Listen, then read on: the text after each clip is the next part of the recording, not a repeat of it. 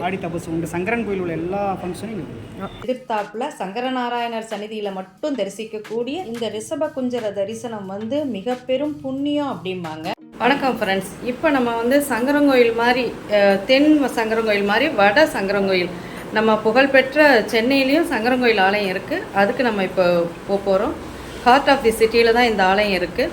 அதே சங்கரங்கோயிலில் மாதிரி தான் இங்கேயும் இருக்குங்கிறாங்க. வாங்க நம்ம போயிட்டே பேசலாம்.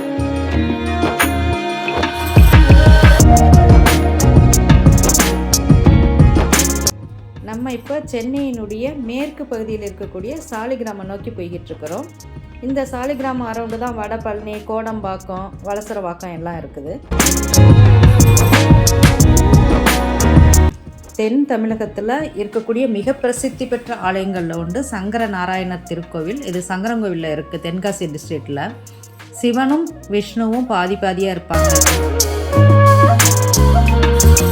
நம்ம இப்போ போரூர் சிக்னலை கடந்து போய்கிட்டு இருக்கிறோம். மழை நேரம் அப்படிங்கிறதுனால ரோடெல்லாம் தண்ணி. இங்கே ரோடு போடுவாங்க உடைப்பாங்க. அதனால் ரோடு ரெய்னி சீசனில் ரொம்ப கஷ்டமாக இருக்கும். ஓன் வெஹிக்கிள்லாம் டிரைவிங் பண்ணிட்டு போகிறது. நம்ம இப்போ ஆட்டோ எடுத்துகிட்டு போய்கிட்டு இருக்கிறோம். 200 ரூபா சார்ஜ் பண்ணாங்க. மெட்ரோ ஒர்க் வேறு ஓடிக்கிட்டு இருக்குது. ஹெவி பாப்புலேஷன், அதனால் டிராஃபிக்கும் இருக்கும்.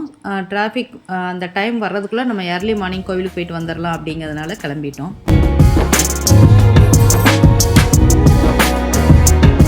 நம்ம போயிட்டுருக்கிறது கோடம்பாக்கத்துக்கு நியர் அப்படிங்கிறதுனால இந்த சாலிகிராமத்தில் நிறைய திரைத்துறை சம்மந்தப்பட்ட ஸ்டுடியோ அந்த ஆட்கள் அவங்க தான் இங்கே அதிகமாக இருப்பாங்க.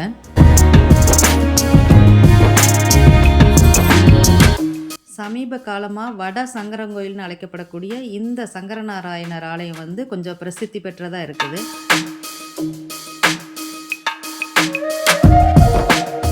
சிவனையும் பெருமாளையும் ஒரு சேர வழிபடக்கூடிய பாக்கியம் தமிழ்நாட்டில் ஒரு சில ஆலயங்களில் தான் இருக்குது. நம் முன்னோர்களின் கூற்றுப்படி சிவகணங்களில் நந்தீஸ்வர் சிறந்தவர், நவரத்தினங்களில் வைரம் உயர்ந்தது, தேவர்களில் இந்திரன் சிறந்தவர், மிருகங்களில் கஸ்தூரி பூனை சிறந்தது, இலைகளில் வில்வமும், பானங்களில் பாசுபதாஸ்திரமும், சக்திகளில் உமாதேவியும், பூக்களில் தாமரையும், குருக்களில் வியாழ பகவானும், முனிவர்களில் அகத்தியரும், பிள்ளைகளில் பகீரதனும் எப்படி உயர்ந்ததோ அதுபோல தலங்கள்லே உயர்ந்தது சங்கர நாராயணர் குடிகொண்டிருக்கக்கூடிய தலம் அப்படின்ட்டு நம்மளுடைய முன்னோர் வாக்கு உண்டு. சங்கரனாகிய சிவனும் நாராயணனாகிய திருமாலும் இணைந்திருக்கக்கூடிய சங்கர நாராயணரை நம்ம வணங்கும் பொழுது பல நூறு ஆலயங்களை தரிசித்த பாக்கியம் கிட்டுமா. இத்தகைய பெருமையெல்லாம் தமிழ்நாட்டின் தெற்கு பகுதியில் தென்காசி மாவட்டத்தில் கட்டப்பட்ட சங்கரங்கோயில் இருக்கக்கூடிய சங்கரநாராயணருக்கு உண்டு. சங்கரநாராயணர் எங்கெல்லாம் குடிகொண்டிருக்காரோ அங்கெல்லாமே இதே பலன்கள் கிடைக்கும் அப்படிங்கிறதுனால வட சங்கரங்கோயிலுக்கு இப்போ நம்ம வந்துட்டோம். கோவிலுக்கு ரீச் ஆகிட்டோம். 7 அடுக்கு கோபுரம் இப்போ தெரியுது. சைட் வாசலில் நம்ம சைடில் நிற்கிறோம். இப்போ நம்ம சிவனுக்குரிய வில்வமும் பெருமாளுக்குரிய துளசியும் வாங்க போகிறோம். எவ்வளோம்மா வில்வம் எவ்வளவு, துளசி எவ்வளவு? 2 சேர்த்து 50 வருமா?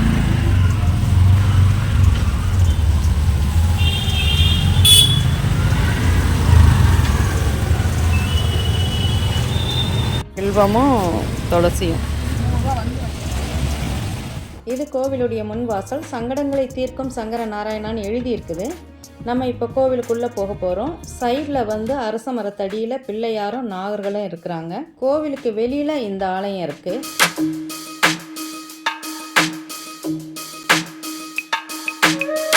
நாகர்கள் புடைசூழ அரச மரத்தடியில் வீற்றிருக்கக்கூடிய பிள்ளையாரை கும்பிட்டுட்டு அடுத்து நம்ம உள்ளே போக போகிறோம்.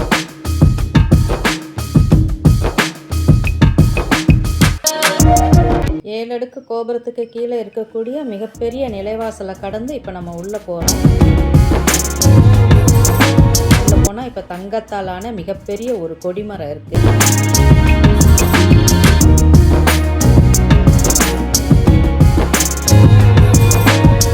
அப்புறம் மிக மிக முக்கியமாக நம்ம இப்போ தரிசிக்கிறது ரிஷப குஞ்சர தரிசனம். சுவாமிக்கு நேர் எதிர்த்தாப்புல சங்கரநாராயணர் சந்நிதியில் மட்டும் தரிசிக்கக்கூடிய இந்த ரிஷப குஞ்சர தரிசனம் வந்து மிக பெரும் புண்ணியம் அப்படிம்பாங்க. இங்கே ஒரு பாதியில் நந்தி தேவரும் இன்னொரு பாதியில் கஜேந்திரவர்மன் சொல்லக்கூடிய யானை உருவமும் இருக்கிறது தான் சுவாமிக்கு நேர் எதிர்த்தாப்புல நம்ம தரிசிக்கிற மாதிரி இருக்கும். இவருக்கு நேர் எதிர்த்தாப்புல மூலவர் நின்ற கோலத்தில் நம்மளுக்கு காட்சி தருவார். சங்கரராகிய சிவன் வந்து வலதுபுறமும் நாராயணராகிய விஷ்ணு வந்து இடதுபுறமும் இருக்கக்கூடிய அந்த திருக்கோலத்தை நம்ம தரிசிக்கலாம். நம்ம வாங்கிட்டு போகிற வில்வத்தை வலது பக்கமும் துளசியை இடது பக்கமும் சாத்துறாங்க. சங்கர நாராயணர் வந்து காட்சி கொடுத்த அந்த கதை வந்து ஓவியமாக அந்த மூலஸ்தானத்தை சுற்றி வரையப்பட்டிருக்கு.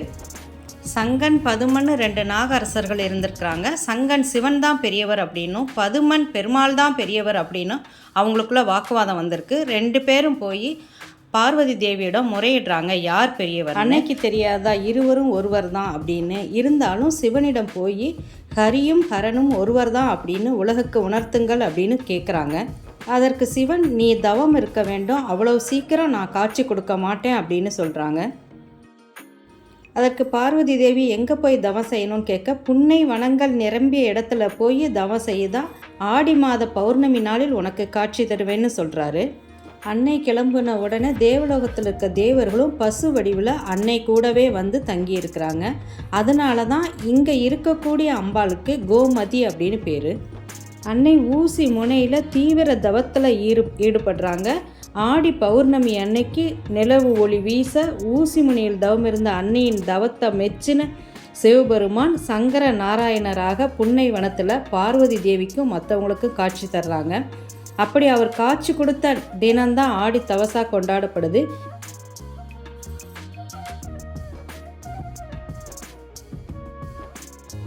கோவிலுடைய மூலஸ்தானத்தை சுற்றி வரையப்பட்டு அதுக்கு மேலே அந்த சங்கர நாராயணருடைய கதை எழுதப்பட்டிருக்கு. நம்ம இப்போ சுற்றி வந்துட்டோம்.